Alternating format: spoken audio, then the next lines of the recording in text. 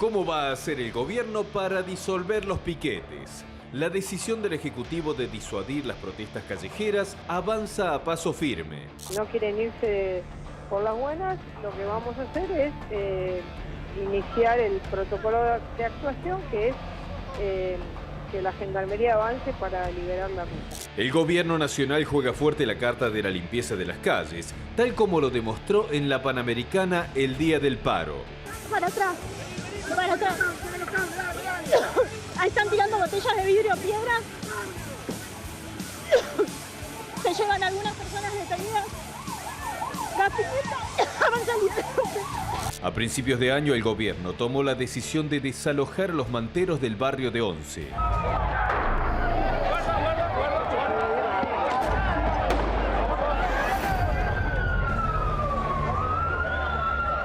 Acá estás rompiendo organizaciones criminales, por eso tenés tanta resistencia, porque acá tenés mucho negocio atrás. El lunes por la noche se vivió un nuevo episodio en la Plaza Congreso, cuando los docentes intentaron levantar una escuela itinerante.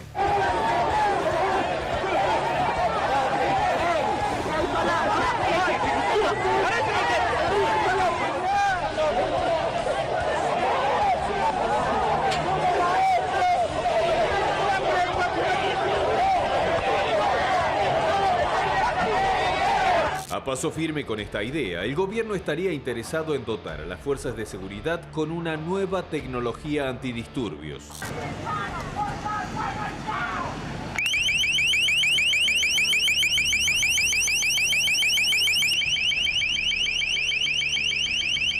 Uno de los métodos no violentos que están analizando adquirir en el gobierno es el famoso cañón acústico utilizado por la policía de Chicago.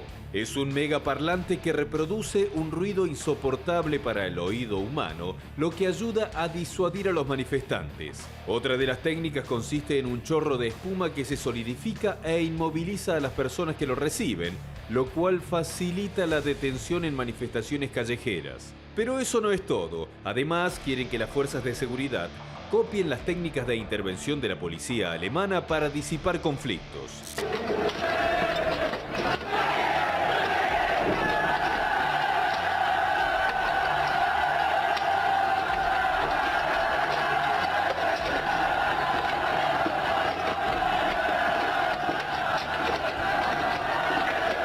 ¿La fuerza resuelve la problemática social?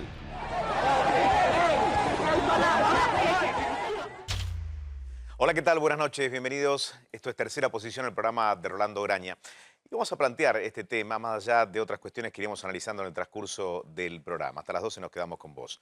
¿El orden llegó para quedarse?, nos preguntamos. Y esta inquietud parte de lo que desde hace ya algún tiempo en la ciudad de Buenos Aires veníamos observando, y lo contábamos en el informe, con la posición que tomaron las fuerzas de seguridad con el monitoreo constante del gobierno de la ciudad de Buenos Aires con respecto a la protesta a los manteros que querían defender su fuente de trabajo desde hace 7 años instalados allí en la galería frente a Plaza Miserere. Pero todo empezó a cambiar, algo empezó a cambiar desde aquel día. Las cosas cambian definitivamente tras lo ocurrido en el Congreso durante el fin de semana. Una estructura que el domingo no, pero una estructura que a partir de ahora sí, con la orden del gobierno, con la autorización al pedido que hicieron los gremios docentes. Digo, los métodos son verdaderamente nuevos, podrán ser aplicables. Vamos a hablar en profundidad de esta cuestión. ¿A qué se expone el gobierno? ¿Empieza a leer de otra manera la protesta social? ¿Empieza a posicionarse de otra forma? ¿Hay una idea de limpiar las calles, como se dice? Bueno, vamos a ir hablándolo con cada uno de los integrantes del equipo de Tercera Posición. Esteban, Néstor, Juan, ¿cómo va? Bien. Edu, buenas noches. Bien, a ver, hay una nueva tecnología. Esto llevará un proceso de asimilación por parte de las fuerzas de seguridad. ¿Hay una idea de limpiar las calles, como se dice? Vos sabés que yo lo que veo es que no hay una unicidad de criterios por ahora. Hay una gran disparidad, ¿sí? El acampe docente o el aula itinerante no gustó afuera. Ahora, los cortes en la 9 de julio se quedan. Vidal en la provincia de Buenos Aires tiene un acampe muy importante frente a la Casa de Gobierno. Y están ahí, meta a tomar mate y olla popular, nadie los corre. Ese vale, el de los docentes no. Todavía no veo una unicidad de criterio ni ninguna decisión contundente para avanzar. Pero no hay ningún tipo de dudas de que hay una decisión de ir hacia ese lugar. El mismo día del paro, ¿sí? Del paro, con movilizaciones que no estaban de alguna manera impulsadas por la CGT, que proponía la huelga general. Bueno, implicaron cortes en Panamericana, en Puente La Noria, Puente Pueyrredón, y no todos los cortes fueron tomados de la misma forma. Por eso aquí me tomo de lo que dice, Esteban. A ver, Juan. Yo me pregunto, ¿el orden es solamente con fuerza? ¿Dónde está el gobierno dialoguista? Estamos hablando de docentes, que creo que acá, mira, hay mucha gente en el estudio, ¿no? Yo me preguntaría, ¿quién de este estudio vive con menos de 10.000 pesos, ¿no? 10 luquitas, 10.000 pesos. Por eso digo, ¿el orden es con fuerza? Estamos hablando de docentes. En este caso puntual, hablamos de docentes que ganan menos de 10 lucas por mes. No haces nada con 10.000 pesos. Por eso, a mí me parece, debe primar el diálogo. El gobierno dice que es dialoguista, que vamos a hablar. Y yo me pregunto, y le pregunto a los chicos, ¿no? Te pregunto a vos, Eduardo, ¿el orden solamente es con fuerza? Es la pregunta que me hago. A ver, recuperar la calle, restablecer el orden, el tema de pedir una autorización para instalar una escuela itinerante, una carpa. El aula la autorizaron. Ahora está autorizado. Antes simplemente tenía un sello de haber recibido ese pedido de los docentes. Hay un paso anterior, que aquí lo que hay es un formidable conflicto de intereses, porque bloquear una calle es un delito, pero protestar es un derecho. Y cuanto más acuciante es la situación económica, ese derecho a la protesta se exacerba. Es decir, va a haber cada vez más gente en la calle y para evitar ese delito, la represión deberá ser cada vez mayor. A menos que, como dice Juan, haya una política dialoguista que permita bajar un cambio de ambas partes. No parece estar en el horizonte. Así empezamos a tocar este tema que hoy especialmente nos interesa porque han ocurrido cosas durante el día y hablamos de distintas maneras de pararse o de posicionarse ante un piquete o una protesta. Tenemos información ahora aquí en A24.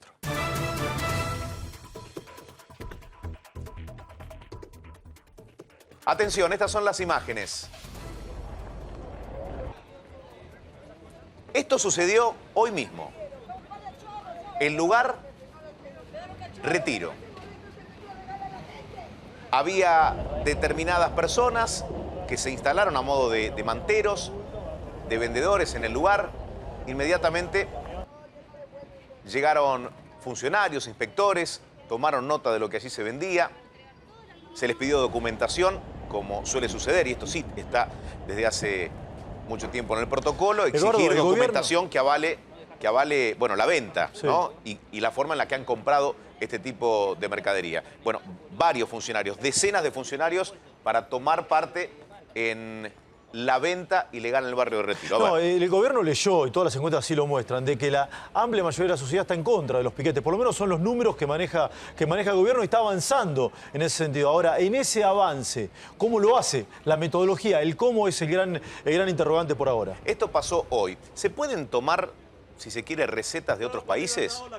¿Se pueden aplicar modos de actuar por parte de fuerzas policiales sin llegar a lo que mencionaba Néstor, al choque con los que están protestando, en este caso los docentes durante el fin de semana, o que querían de alguna forma expresarse, hacer un aula pública, dar una clase para aquellos que se quisieran interesar sobre el conflicto? A ver, Néstor. El fenómeno de la diversificación de la protesta social en la Argentina es único. ¿Acaso en este momento solo puede ser comparable con lo que está pasando en Venezuela, pero acotado a dos grupos en pugna? La diversificación de la protesta en la Argentina es un fenómeno único en el mundo. Pero, Eduardo, son cuestiones económicas, ¿no? Porque recordemos, como dice Néstor, la República Argentina es uno de los países más igualitarios de Sudamérica. La gente protesta cuando le aprieta el bolsillo, ¿no? El domingo mismo, yendo a los docentes, el domingo era domingo, llovía. ¿Qué maestro iba a querer estar ahí ese domingo si no era para protestar por algo realmente, digamos, digno, que es el salario? E insisto, 10.000 pesos. La protesta creo que era domingo, estaba lloviendo. ¿Qué maestro iba a querer estar ahí, bancarse los palazos? Se podía haber seguido dialogando para no llegar a lo que sí finalmente se llegó. A ver, te lo planteo de este modo. El gobierno leyó, insisto con esto, de que el desalojo de la Panamericana tuvo fenómeno en términos de aceptación popular, ¿no? Entonces hay que endurecer. Esa fue la idea. Ahora, los docentes vieron también de que había que sembrarle alguna trampita para seguir el conflicto y el gobierno volvió a pisar el palito. Pisó el palito indebidamente el domingo. Tanto es así que Vidal, cuando estaba mirando todo esto, se agarró la cabeza, Edu. ¿Sabe por qué se agarró la cabeza? Porque tiene el conflicto docente resuelto. Y dijo, otra vez Bolonqui. Fue absolutamente innecesario en ese momento el accionar contra los docentes en la Plaza de los Congresos. Déjame volver a lo que ocurría hoy en Retiro. Quizás pasó por alto, estas son imágenes de una recorrida que hicimos en el lugar con la policía que se llevó toda la mercadería que estaban exhibiendo, que tenían para la venta las distintas personas que allí se instalaron. Son laburantes. De manera parcial. Son laburantes. Son laburantes. Ahora, cuesta mucho respetar aquello que está prohibido, que no corresponde. Es decir, lo que ya sucedió en Once lo conocemos en profundidad, ¿no?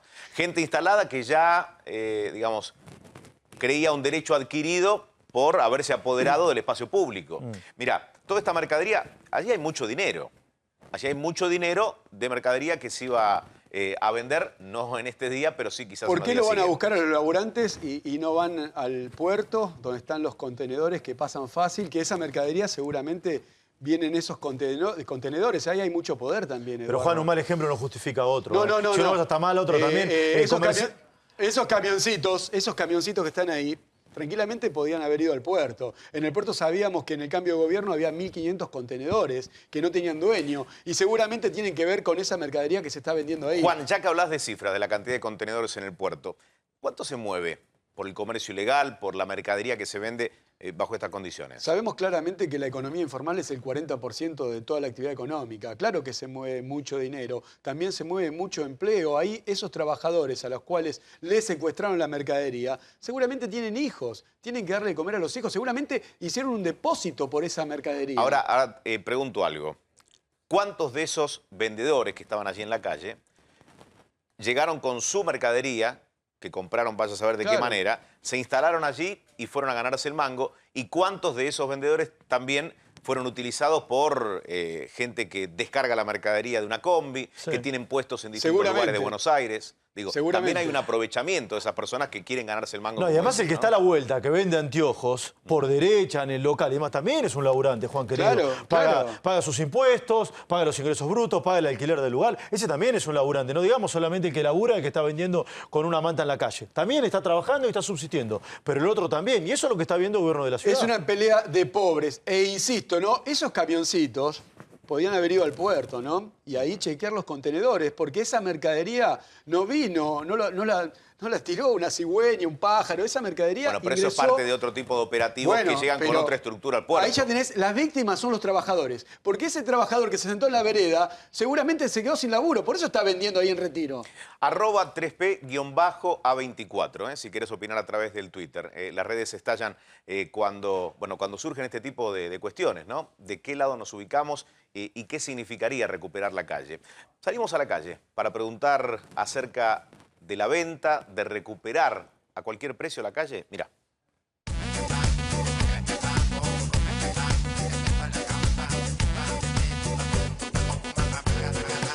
¿Macri quiere limpiar la calle? Sí, creo que sí. Yo lo hice en el 11, en Avellaneda. Bueno, lo que pasa es que hay demasiada lacra que no se puede limpiar todas juntas y somos pocos. Somos pocos los que queremos la limpieza. Está en la sociedad como esta discusión de qué hacer con los piquetes. Reprimir, no reprimir. ¿Cómo pensás que se enfrenta a la protesta social? Estoy a favor de los piquetes. El derecho a protesta está contemplado en la Constitución. Me parece que con violencia no.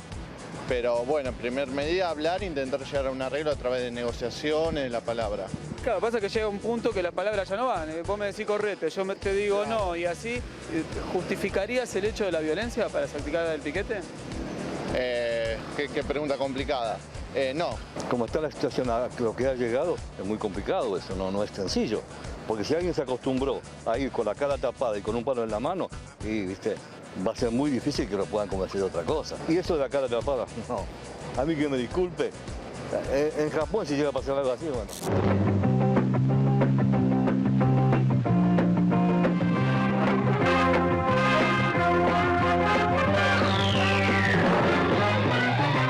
¿Usted es japonés?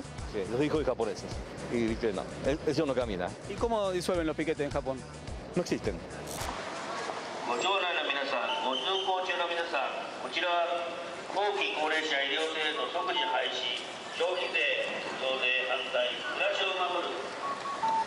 Todo lo que se consiguió con lucha, ¿sí?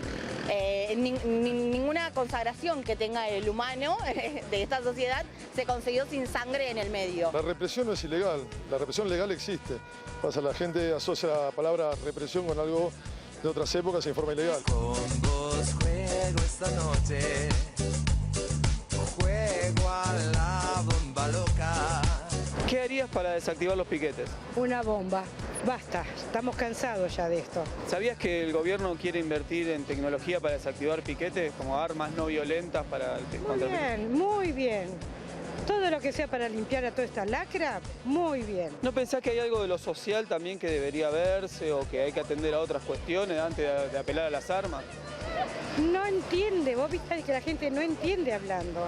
Entonces, bueno, hay que ir a la violencia. O sea, en la época mía andábamos bien derechitos.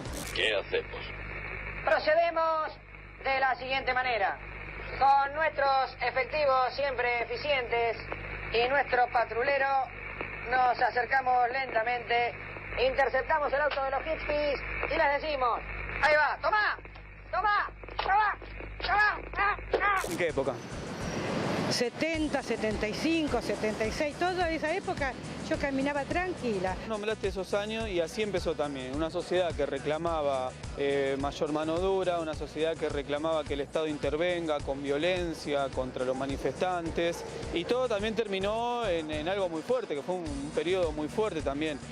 ¿No estamos en un riesgo ahí como en volver a repetir una historia? No, yo voy pacífica, te hablo a vos, vos no me entendés, entonces bueno, ya te...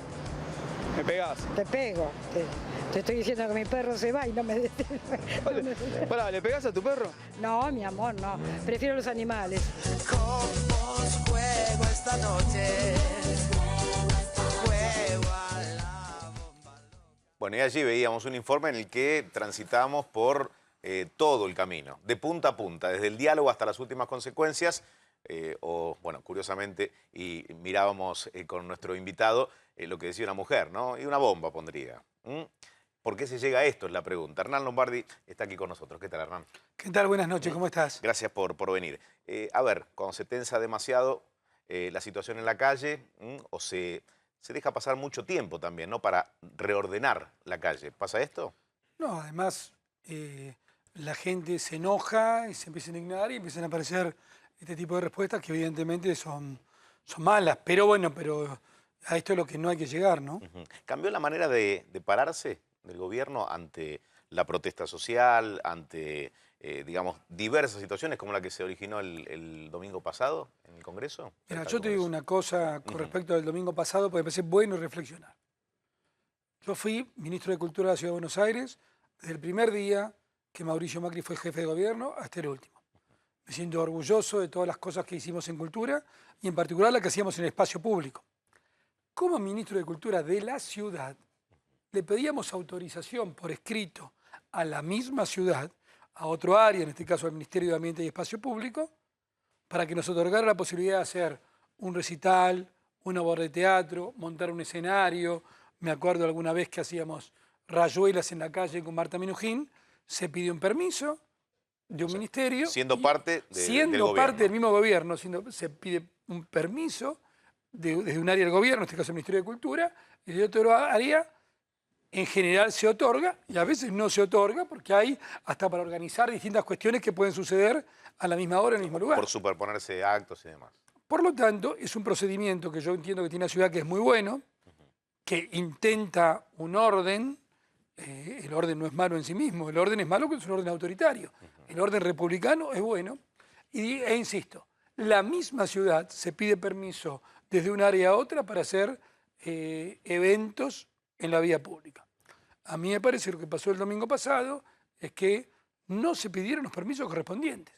No se pidieron los permisos correspondientes, es evidente que no se pidieron, se notificó que iba a haber una marcha, hoy la Ciudad de Buenos Aires lo explicó perfectamente y ayer también, y bueno, esto terminó con obviamente, si alguien no cumple la ley, tenés que hacerla cumplir por motivos hasta que son de seguridad evidente. Estas enormes estructuras son peligrosas para el que trabaja en ellas, pueden ser peligrosas para los transeúntes si no cumplen determinadas medidas de seguridad. ¿Hubo represión? Bueno, yo diría, se hizo cumplir la ley, me parece que hubo empujones, que hubo incidentes. Siempre lamentamos, mira, cualquier incidente siempre es malo. Sin duda. Pero siempre también es una cuestión de hay que hacer cumplir la ley. Y por otra parte, te lo digo con toda claridad, es una desmesura absoluta la respuesta que dio el gremio con un paro, privándole a los chicos. De nuevo, intentando privarle, porque la verdad que la mayoría de los docentes, hoy estaba mirando, trabajan igual, pero es una desmesura absoluta el gremio intentar de nuevo un paro general, olvidándose que cada día en la escuela es sagrado. Digo, digamos, es desmesurada la respuesta. Y hoy fíjate lo que está pasando, si no estoy mal informado, Sí. se pidieron los permisos de la ciudad autorizó y se otorgaron. Digo, tenemos que acostumbrarnos que somos todos fanáticos de una sola cosa. Tenemos que ser fanáticos de la ley. Del cumplimiento. Del cumplimiento. Lo único que ordena que todo no sea una selva voraz es que todos seamos esclavos de la ley. Así funciona una república. ¿Qué sensación tiene? ¿Que esto lo capitalizaron los gremios docentes? ¿Capitalizaron los disturbios? ¿Moverse en torno a la represión? Yo no sé si lo capitalizaron o no lo capitalizaron, pero para cualquier argentino que se pierda un día de clase es casi tan grave como las tremendas inundaciones que estamos sufriendo. Y mirá lo que digo. Yo, en este momento, que es casi provocador decirlo, pero un día sin clase, un día que pierdas en aprender gramática, o en aprender matemática, o en aprender geografía o historia, es una tragedia. Que además esto sea una respuesta desmesurada de los docentes, que además no es que veníamos precisamente de un marzo donde todo el mundo trabajó ampliamente, lo hace doblemente responsables. Por lo tanto, a mí no me importa nada si hubo un beneficio político de unos o de otros. Yo que hagan las cuentas de la política. Claro. Yo digo, perder un día de clase es terrible. Mirá, yo estuve haciendo Tecnópolis Federal, que termina el sábado que viene, en Posadas. Tecnópolis Federal es una fiesta, ¿no? Van a ir más de 700.000 chicos con la colaboración del Gobierno Nacional y de la provincia de Misiones a Posadas. Como parte de las tareas sociales, fuimos el lunes a Hipólito Yrigoyen. Hipólito Yrigoyen son esos pueblos, no más de 100 kilómetros de Posadas, pero es que las escuelas no tienen, había algunas, bueno, todas eran sin agua, fuimos con una organización no gubernamental para poner filtros de agua y para poner las antenas de la televisión, para que puedan tener televisión, pero pueblo, de las 6 escuelas, además había 2 que todavía no tenían luz, que nunca tuvieron luz. Pero ahí la directora de la escuela me decía, orgullosa, acá trabajamos desde la primera semana de marzo. Entonces vos ves la diferencia que hay entre las bases, entre la directora de una escuela que tiene la responsabilidad de que los chicos, en el caso en general eran guaraníes, chicos que en sus casas todavía hablan solo el guaraní y recién se vuelven ¿Pero qué sucede ahí? ¿Hay más vocación o no están politizados o priorizan más lo que es el alumno en clase y cumplir el rol que tienen como docentes que otra cosa? Mirá, yo estoy seguro que también... Porque necesidades también tienen. Yo estoy seguro que obviamente los chicos tienen necesidades enormes, pero estoy seguro que los docentes también las tienen. Seguro que también las tienen, seguro que tiene una reivindicación salarial que debe ser atendida y que tiene que ser atendida.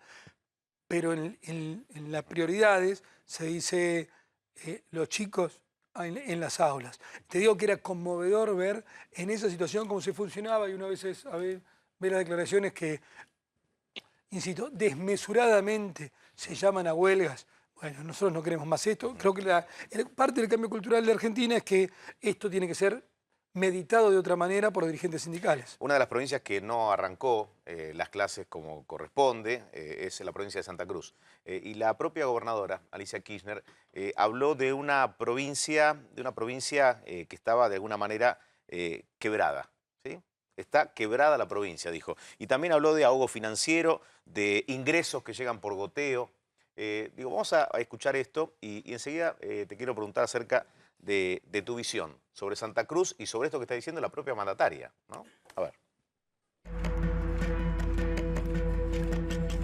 Unas 4.000 personas se movilizaron el lunes por la noche por el centro de Río Gallegos durante la marcha de antorchas para reclamar soluciones urgentes a la gobernadora Alicia Kirchner. La manifestación se concentró en las principales avenidas de la ciudad y pasó por el Ministerio de Economía, la Legislatura Provincial y la Casa de Gobierno.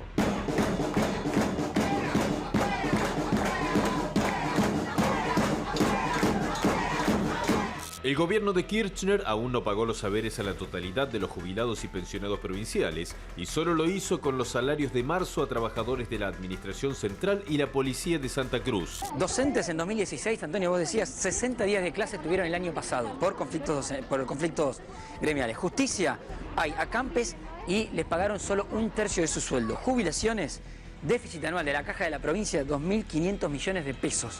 Después de la protesta, Alicia Kirchner aseguró que recibió una provincia quebrada. La situación financiera de la provincia es crítica. Yo lo dije el 1 de marzo del 2016 y lo describí con el concepto de que estaba quebrada la provincia. La gobernadora sostiene que la provincia de Santa Cruz tiene como inconvenientes un déficit de 6.000 millones de pesos, la disminución en un 86% en la obra pública y la eliminación de reembolsos por puertos patagónicos. También habló del conflicto con los docentes y tuvo respuestas parecidas a las de la gobernadora María Eugenia Vidal. Con respecto a los docentes, bueno, a mí me interesa que los chicos vuelvan a clase. Para salir adelante vamos a tener que tener una suerte de solidaridad y de otro vínculo entre todos, entre el gobierno, los sindicatos, para poder ir dando respuestas adecuadas. Argumentos casi similares al propio gobierno nacional y el gobierno de la provincia de Buenos Aires. Digo, cuando dice una provincia quebrada, ¿a quién le tiene que pedir explicaciones? Bueno, ahí son dos cosas, ¿no? Por un lado, está muy bien, aunque no deja de ser inconsistente, que la gobernadora piense que los chicos tienen que estar adentro de la escuela y que después las protestas se tienen que dar con los chicos dentro de la escuela y pedía solidaridad a los docentes. La misma que su mismo espacio político niega en todo el país, le niega al gobierno nacional, niega en la ciudad de Buenos Aires y niega en la provincia de Buenos Aires. Que ella lo diga ya, está bien, pero hay que ser consistente. Obviamente, a usted no se le escapa la segunda inconsistencia. Y vamos a un razonamiento exclusivamente lógico. Ella dice, recibí una provincia quebrada. Eso puede ser verdadero o falso. Si es falso, allá ella, que dijo una falsedad. Si es verdadero, los que gobernaron las últimas décadas en la provincia de Santa Cruz no son paracaidistas búlgaros, son del mismo signo político que la gobernadora. Entonces no tiene absolutamente nada que ver con lo que dice la gobernadora María Eugenia Vidal de la provincia de Buenos Aires, que dice acá había otro signo político, de lo que dice la gobernadora Alicia Kirchner, que es obvio, parece que hubieran sido búlgaros, polacos, neozelandeses los que gobernaron la provincia de Santa Cruz cuando era su mismo signo político. ¿Es el fin, marca el fin político? Algo así, digo, asumir que la provincia está quebrada y que es producto de la herencia cuando se estuvo en el poder durante mucho tiempo. Mire, yo la verdad que lamentablemente yo creo que hay tan poco apego a la verdad en general que yo no me animo a decir de fin ni de principio. Lo que sí me animo a decir es que el gobierno de Cambiemos tiene varias dimensiones en estos cambios que busca. Y una dimensión es el apego a la verdad.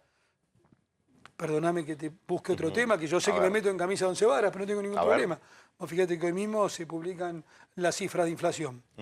Hoy tenemos cifras del INDEC que marcan para marzo un 2,4%. ¿Es lo que nos gusta? Ni locos. Queremos parar la inflación. Lo que sí nos gusta es que tenemos un instrumento que ahora mide la verdad. Es creíble. Que es creíble. Es más, supera a los privados. Que supera a los privados. Ya en febrero también para la medición... O sea, algo que no le conviene al gobierno, obviamente, digo, que ese número sea mayor. No le conviene al gobierno, pero sin embargo mostramos lo que creemos que es la verdad. Porque solamente con la verdad, como en tu vida privada, podés decir, no es lo mismo que digas que tengo una gripe o que tengo una infección gastrointestinal, porque los remedios son distintos. Con la verdad podemos ir, y esto es una dimensión importantísima del gobierno de Cambiemos. Hace unos días estuvo Guillermo Moreno, exsecretario de Comercio. Poco apegado a la verdad. A ver, decía esto, Moreno. cuando vos me decís, el mismo INDEC dice que el salario, la mitad de la familia recibe 8.000 y que la canasta básica, la canasta básica total está... No, te digo, mira, esa es vinculado al ingreso principal de la familia. Cuando vos le adicionás el resto de los ingresos de la familia, el rebusque... Si un hijo hace changas... Ahora, tenemos, estos salvajes aumentaron la pobreza, sí. Más que la duplicaron de la que nosotros le dejamos. Nosotros le dejamos un 6% y ya están en un 17%. Ellos niegan ese 6%. Bueno, ellos utilizan la estadística de la UCA que dice que habla del 29%. Pero ¿a qué cabeza cabe? ¿En qué cabeza cabe que nosotros hoy vamos a tener 10 puntos más de pobreza que Bolivia o 10 puntos más de pobreza que Paraguay o 20 puntos porcentuales más de pobreza que Chile o Uruguay? Entonces la gente que pasó este fin de semana a Chile se tendría que haber quedado. Tendría que haber un fenómeno de emigración masivo de la Argentina a los países fronterizos. Lo hubo en el 2001. Como hubo en el 2001. Pómulos de acero. Tiene pómulos de acero. Digamos. No le importa que es el poco apego a la verdad. No tiene ningún interés en que se mida de verdad la pobreza, que se mida de verdad la inflación, que se pida de verdad la desocupación. ¿Duele cuando dice salvajes, estos salvajes? No, no duele porque no... ¿Qué puedo esperar del secretario Moreno? Digo, no esperamos nada de él, no nos duele en lo más mínimo. Nos parece que... Ay, sí, permitime una cierta conveniencia política. Está bueno mostrar las cosas que opinan porque entonces la gente se acuerda de dónde venimos. ¿Tiene memoria la gente? Digo, generalizar es odioso siempre, ¿no? Pero... Sí, siempre viste generalizar. Yo creo que nosotros tendremos que repetir una y otra vez que decían el gobierno que teníamos menos pobres que en Alemania. Decían que teníamos menos pobres que en Alemania, pero digo, con toda franqueza, ¿en qué cabeza cabe, sensata, bien intencionada, decir que este tema enorme de la pobreza de Argentina se generó en los 16 meses del gobierno de Cambiemos? Digo, cierta honestidad intelectual es imprescindible para analizar. Y el presidente lo dijo con toda atención y por eso hay que decirlo una y otra vez. Nosotros queremos que nos midan el éxito de nuestra gestión, a ver si podemos reducir la pobreza, si no podemos reducir la pobreza.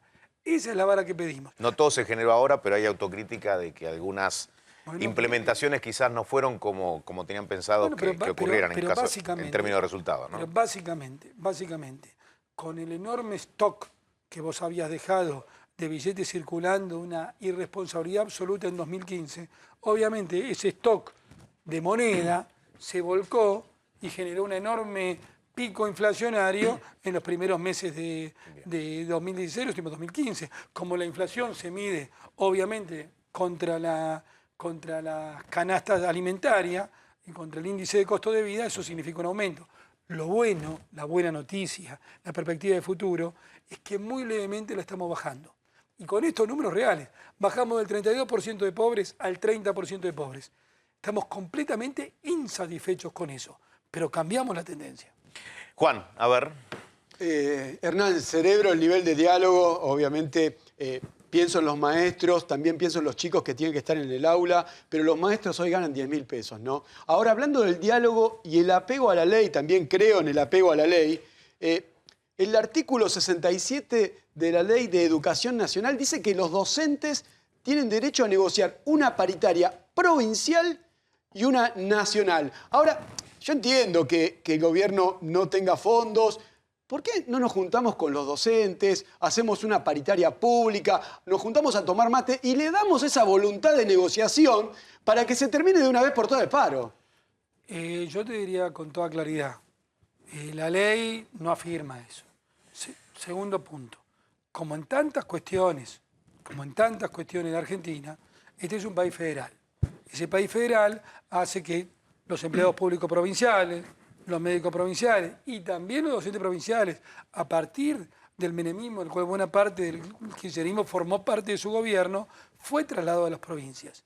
Lo que hizo el gobierno nacional, y yo creo que en un gesto que mostró su voluntad el año pasado, es, señores, vamos a poner un valor para esto, que es, así como le damos que los docentes estaban un 35% abajo de la línea de pobreza, El acuerdo es que estemos un 20% por arriba de la línea de pobreza. Por lo tanto, Del salario mínimo vital y móvil. Del salario mínimo. Entonces ya estamos con los parámetros económicos de algo que ya se discutió y es una mejora increíble. Ahora, a partir de ahí, es evidente que tenemos que esperar los cierres de las provincias, que fue un viejo reclamo de los gobernadores provinciales, los cierres de las provincias. Yo entiendo que la gobernadora de Santa Cruz... Y el fondo compensador y el incentivo docente que se negocia en esa paritaria nacional, ¿qué pasa con eso? Porque en realidad no es excluyente, la negociación se debería hacer todos los años. Bueno, justamente aumentó, pero cuando vos ya ponés que es un 20% por arriba y aumentaste un 70% el giro de fondos, la verdad que el gobierno nacional ya hizo un esfuerzo grande y lo hizo con todo. ¿Es lo que queremos? No es lo que queremos. Por supuesto que quisiéramos que todos ganen más, pero me vuelvo a la gobernadora de la provincia de Santa Cruz, que les ofreció un 3% Bueno, de una paritaria nacional condenaría a provincias como Santa Cruz. Por supuesto. Yo digo, una paritaria nacional lo deja Santa Cruz afuera de la cancha por completo. Entonces, yo digo, para ser justos, a mí me parece que nosotros tenemos, pues como aprendizaje, yo creo que estos programas sirven para que todos levantemos, el nivel y aprendamos un poquito y salgamos de la riña de gallos.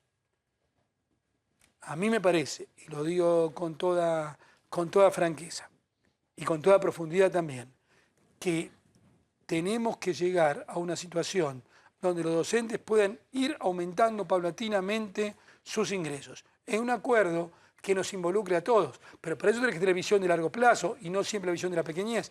Todo lo que pasó, si uno mira los últimos 12 años, los mismos dirigentes nos llevaron al fracaso. ¿No sería bueno probar un remedio nuevo como lo que intentamos nosotros desde hace 16 meses? Hubo bajada de línea en las escuelas, hay bajada de línea en las escuelas. Es muy importante lo que se le diga a los chicos y la manera en la que se le comunique. Bueno, seguramente estarás enterado de lo que ha ocurrido en una escuela de Ciudadela.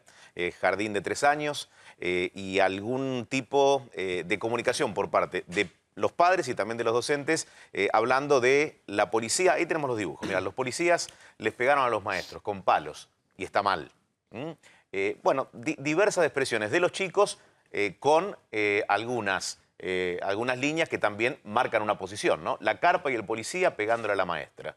¿Qué impresión te causó cuando lo viste? A mí me causa espanto. Francamente me causa espanto porque me parece, de nuevo, con los nenes no, con los chicos no. Con los chicos no, a mí no voy a dar... Familiar muy directo mío, un nene muy directo mío. Si vos ves la carta que manda la dirección de la escuela, el día del paro, a los padres, vos decís, señores, no se puede politizar todo. Por no ejemplo, podés... ¿qué decía esa carta? Bueno, las cartas dicen directamente, ante el justo reclamo de los docentes, le pedimos que no envíe a sus chicos a la escuela porque estaría saboteando la legítima protesta. Digo, son bajadas de línea espantosas. ¿Suceden en todos los casos? No. No generalicemos en nada. La mayoría de la gente es responsable, hay directores de escuelas responsables, maestros responsables, preceptores responsables, auxiliares docentes responsables. Hay una minoría que te politiza todo acá y que se mete con los chicos. Claro, pedirle a un chico de 3 años que dibuje a un policía pegándole a un maestro ya resulta, digamos, incluirlo o meterlo en un terreno que no sé si un chico de 3 años está preparado para... Pero además, para afrontar, ¿no? Ya le empezás a insinuar, de esta forma medio subrepticia, que el policía no es tu amigo, sino es tu enemigo. Esos son resabios. Nosotros vivimos con una feroz y sangrienta dictadura militar. Que los argentinos la terminamos y el 10 de diciembre del 83 reconquistamos la democracia para siempre. Si nosotros en esa reconquista de la democracia, además, necesitamos custodios del orden que deben ser respetados por todos, que por supuesto tienen que mejorar, como tienen que mejorar todas las instituciones de Argentina. Todo es perfectible. La policía, la iglesia, los empresarios, los sindicatos. Pero si nosotros empezamos a generar la noción de que el policía es el enemigo, estamos de nuevo poniendo más división. Y se lo hacemos con los chicos no se pueden meter. ¿Néstor? Sí, es cierto, Lombardi, buenas noches, que esto que estamos viendo muestra una ideologización a una edad muy temprana, pero también es cierto que los chicos han dibujado policías pegando a los maestros porque vieron eso en imágenes de televisión y lo vieron porque eso pasó. Acotado, pero lo vieron porque eso pasó. Digo acotado en cuanto a los medios que mostraron esa historia. independientemente de que esto haya pasado, ¿no era más posible solucionar sin que esta imagen quedara instalada en chicos de 3 años? Tienen una ideologización, pero también vieron a policías pegándole a docentes. Por supuesto. Ya te dije que cualquier síntoma de violencia es malo. También vieron que los docentes, no los docentes, los dirigentes sindicales que estaban ahí, no respetaron la ley. Los maestros tienen que enseñar a los chicos a respetar la ley, empezando por ellos mismos. Tenían que pedir un permiso. Mirá cómo se hubiera solucionado. Claro, Pidieron un permiso y ahora le dieron el permiso. No piden los permisos, se entiendo. creen los dueños de la calle. Ahora, ¿podría haber Es un continuado acto el diálogo un poco más? Digo, Mirá, yo no a la luz de los estaba ahí, hechos, Yo no estaba ahí, eso hay que estar ahí, ¿viste? La Ciudad de Buenos Aires ya explicó cómo fueron los hechos. Hay que estar ahí, vos sabés, ustedes son comunicadores sociales, sabés que hay que estar ahí en ese momento. Hay otro foco. Lo concreto, más allá de la trifulca del momento, es que el permiso no estaba pedido. Entonces quisieron violar la ley. Y eso no es una buena enseñanza para los chicos. Esteban, a ver, te escuchamos. Lombardi, ¿por qué han desalojado esta protesta? Usted la entiende que es ilegal porque no estaba el pedido de autorización y no se hace lo mismo con muchos cortes, por ejemplo, en la 9 de julio, que también es absolutamente ilegal. ¿No hay una disparidad de criterios? Bueno, usted sabe que son cuestiones distintas. Cuando usted quiere autorizar, y yo le decía mi experiencia de 8 años ministro de Cultura de la Ciudad, cuando quiere autorizar, por ejemplo, en este caso entiendo que se van a hacer actividades dentro de la carpa, pide un permiso. Cuando en cambio corta la calle, y sobre todo cuando corta el Metrobús, que tiene otros niveles de circulación, directamente está cometiendo un acto ilegal y ahí no hay permiso que valga. Aunque pidieras permiso, no te van a dar un permiso para cortar el Metrobús. Por lo tanto, ahí lo que tiene que actuar es un fiscal y dar la orden. Son dos cuestiones distintas. Porque si no, de nuevo, hay que ponerle precisión al lenguaje para mostrar que lo que parece parecido no es lo mismo. Igual, y te diría algo más en beneficio de, a veces, de la misma protesta. Si van 100.000 personas y van marchando y cortan una calle, eso más allá tiene legitimidad, pues son 100.000 personas. Hay una ilegitimidad espantosa cuando son 40. Digamos, hay esos equilibrios también los fiscales los tienen que considerar. ¿Me permite, ministro? Si hay 10 personas cortando la calle y esto constituye un delito federal además, el fiscal no necesita una orden y el policía no necesita una orden. Hay un delito en flagrancia. Puede actuar como actuaron en el episodio docente. Pueden actuar de oficio sin necesidad de que nadie les dé una orden. Yo creo que esa es la gimnasia que la nueva policía de la ciudad, nueva, tiene, no sé, 6 meses. Y poco a poco esa gimnasia se va a ir tomando seguramente. Te voy a preguntar acerca de la farándula en tiempos de Cambiemos. Pero antes vamos a ver esto.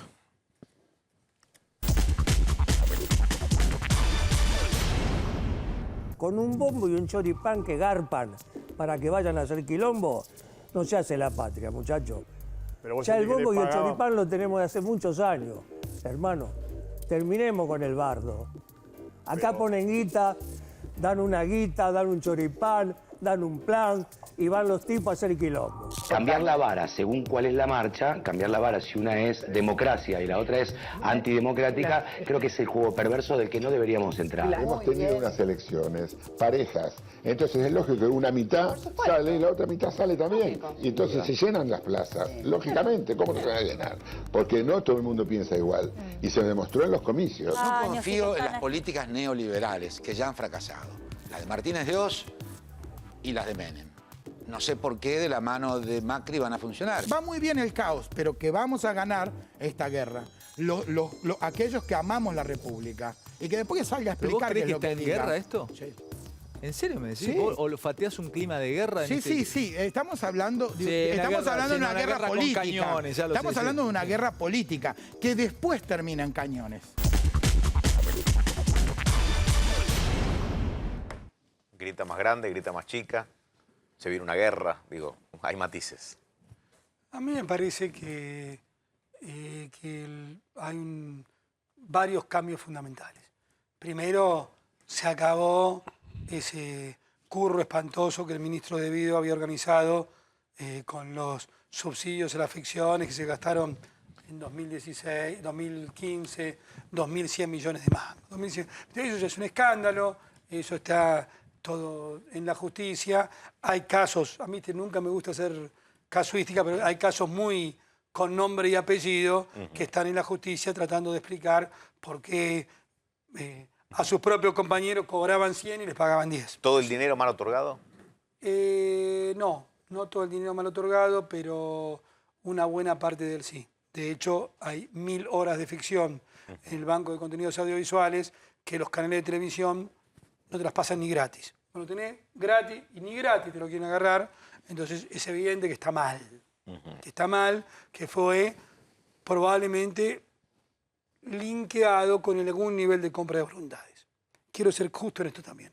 Hay muchos actores que de buena fe, no porque fueron comprados, no porque sean corruptos, adhirieron a los postulados de la década pasada. Y eso está muy bien, es la libre voluntad. Y también hubo muchos que fueron incentivados por la cantidad de plata que había dando vueltas. A mí me parece que hoy se vive un clima de total libertad.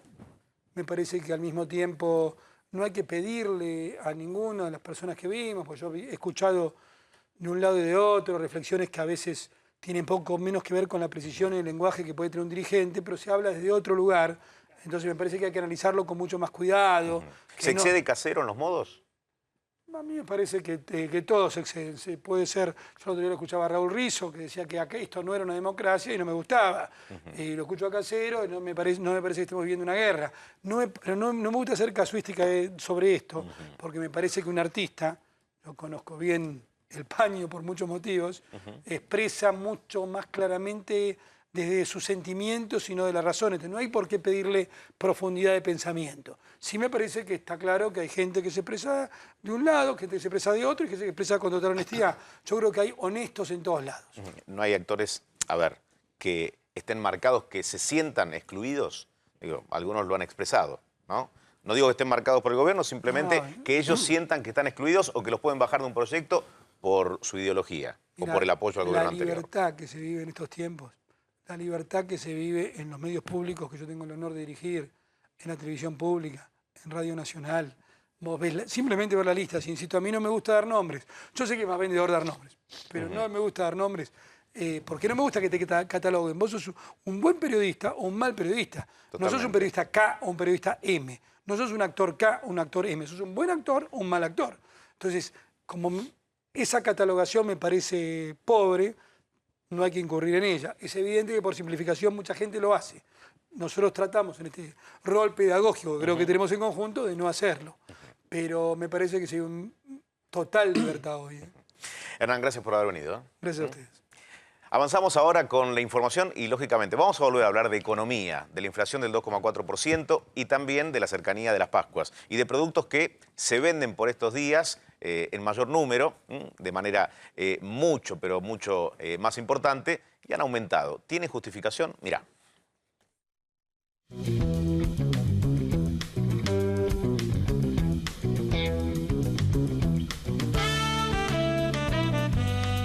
Los argentinos comemos entre 8 y 9 kilos de carne de pescado por año, bastante poco en relación a los casi 60 de carne de vaca, sobre todo teniendo en cuenta que el pescado tiene vitaminas, tiene minerales, omega 3 y te retarda el envejecimiento y enfermedades como por ejemplo la del Alzheimer. Por eso vinimos hasta aquí a esta pescadería de Barracas para ver cuánto cuesta el pescado y que no quede afuera de tu mesa.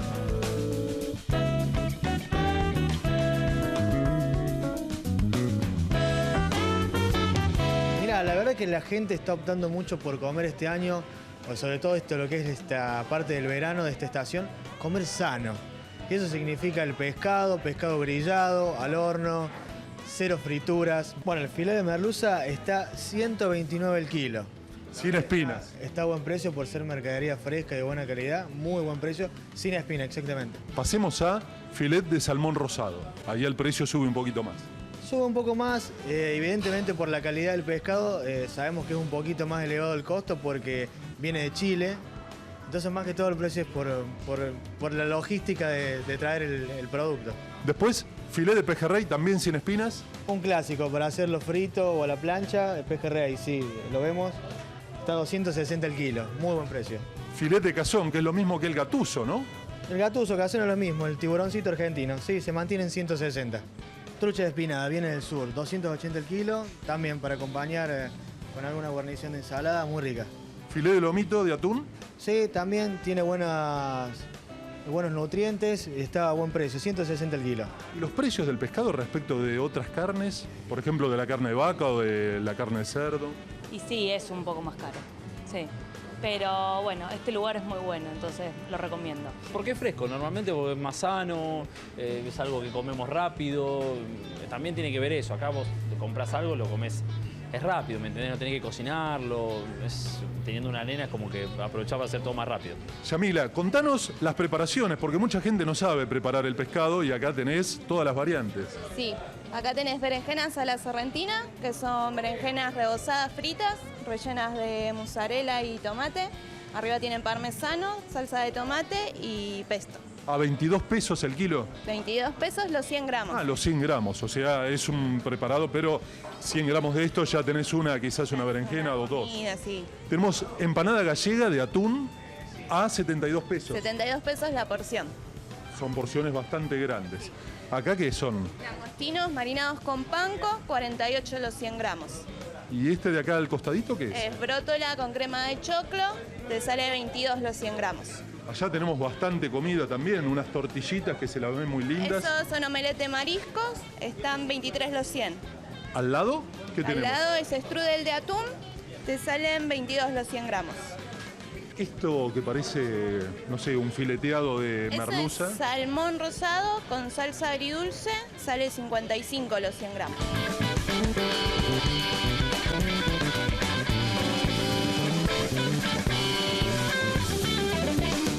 Compramos un lenguado para hacer al horno. ¿Y cuánto sale más o menos? Y estaba 99 el kilo, es barato. Es una ¿Barato en relación a la carne de vaca, por ejemplo? Y sí, obviamente, sí. Karina, vamos con estas pizzitas que tienen. Son no sé hamburguesas, qué. hamburguesas de merluza napoletana. ¿Y cuánto están? Estos están 22 pesos los 100 gramos. Calculale que pesan entre 150 y 200 gramos cada una. O sea, una mujer con 2 hamburguesitas está más que bien. Por supuesto. Una, de hecho, y llevan un poco de ensalada porque hay una variedad de todo. O sea que, bien. ¿Y acá? Acá tenemos merluza. ¿Qué sale? Este es brótola, al Roquefort. Está 23, mucha pinta. 23 pesos los 100 gramos. Acá esta tartita de atún. Es una tarta de atún. Sale 175 entera. ¿Y las empanaditas que son de vigilia? Tenemos de todas. Acá tenés de humita y salmón. Estas son las de vigilia. ¿Y están a cuánto? 22 pesos, 30, 32, las más caras, que son por ejemplo los fosforitos, son de salmón rosado. Qué ricos parecen. No, pues hay de todo. Todo es riquísimo. ¿Cambia los camarones por el asado? No, el domingo no, porque es tradición asado.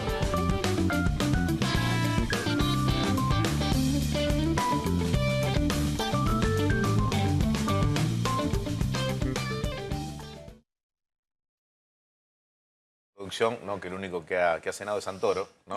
Un ladrillo a esta hora es jugoso para nosotros, ¿no? Sí, yo miraba eso con unas ganas, te digo. Ahí está. Una gota hervida, dijo un amigo también, una gota hervida puede andar. Igual los precios me sacaron las ganas un poquito. No me digas, no arranques así, Datelis. Te pido por favor. Agustín Datelis, de economista, Leandro Santoro, del movimiento alfonsinista, y nos acompaña Eduardo Cáceres, el diputado nacional por Cambiemos. Gracias por estar, ¿eh? No, a ver, ¿se asombraron de los precios? Sí, a ver, digo, asombrado. Los precios son muy altos, lo acabamos de ver en el informe, pero uno ya no se asombra, lamentablemente. Digo, estamos viviendo una situación desde el último tiempo, bueno, hace rato que venimos con inflación en la Argentina, pero que se ha acelerado muy fuertemente durante el último año, cerró de hecho el 2016 arriba de un 40%, y me parece que lo que estamos transitando ahora, con preocupación, no solo desde mi punto de vista, digamos, sino que no me sorprende tanto quizá como lo está sorprendiendo al propio gobierno, me parece, el tema de la aceleración inflacionaria que ha habido por lo menos en los últimos 2 meses. Vos fijate que con el dato de 2.4 que cierra el INDEC hoy para el mes de marzo, que publica el INDEC, cerrás el primer trimestre del año con un 6.2 acumulado. Y la meta de inflación, que todavía conserva el Banco Central, insiste, mi visión es que caprichosamente ya a esta altura se insiste con esa meta y que está haciendo daño a la economía, es entre 12 y 17. O sea que el límite inferior de la meta ya lo superaste con solo 3 meses que transcurrieron en el año. Entonces me parece que estamos en una situación delicada. Ahora, la del 17 es posible en términos de de una No. inflación de 1% mensual. ¿Es probable que eso ocurra? No, imposible. Es completamente improbable que eso ocurra con la dinámica que tenemos hoy inflacionaria, lo que comprobamos este primer trimestre, los aumentos que empiezan a haber ahora, por ejemplo, el aumento de tarifas con el gas y cuestiones que se van a impactar a partir de ahora de abril. Eso tiene impacto sobre precios de otros productos. Digamos, hay una dinámica inflacionaria que no se detiene de un día para el otro y que eso te implica que para este año vamos a tener piso un 25%. Yo creo que el rango para este año de inflación es entre 25 y 30, quizás está más cerca de un 30. Eduardo, ya no se puede hablar de herencia. ¿Cómo se posiciona un diputado nacional de Cambiemos ante la situación actual de la economía? Bueno, primero que nada hay que entender que mucho de lo que se hablaba el año pasado y que no daban por cierto que a partir del segundo semestre iba a bajar la inflación y que inclusive íbamos a tener una recuperación que se pudo dar, que a partir del segundo semestre es cuando en la Argentina empieza a crecer mes a mes el empleo privado, se empieza a recuperar la actividad económica, por lo tanto termina la recesión también a partir del segundo semestre y empieza a bajar la inflación, algo que tanto por ahí se veía como una meta imposible para el año pasado y a pesar de que este equipo económico dijo que a partir del segundo semestre iba a suceder, sucedió. ¿Es exagerado decir un 30% de inflación como proyección para este año? Bueno, los mismos números que hoy estamos viendo en marzo, que ha dado un repunte en la inflación, son números que fueron anticipados por el gobierno. Tanto el presidente del Banco Central como el ministro de Economía en diciembre dijeron que de enero a abril iba a haber un repunte justamente por las tarifas y por algunas cuestiones que son estacionarias.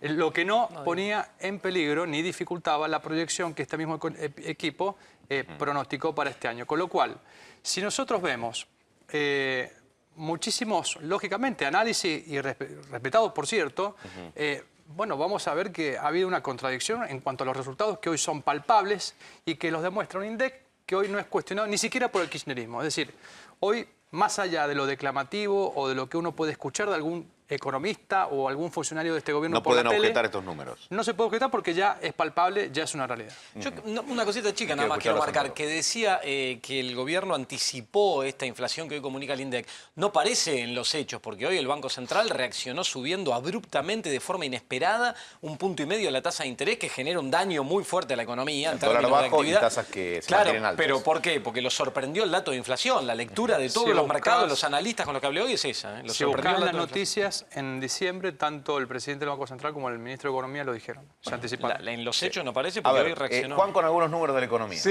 Eduardo, claramente le mostrábamos el informe a la gente de la merluza o el asado. Estamos hablando de 130 pesos, ¿no? Va a ser difícil este fin de semana comer merluza, pero esto tiene que ver, Eduardo, con la billetera. Acá la tengo. Mirá, la placa anterior, mirá la billetera.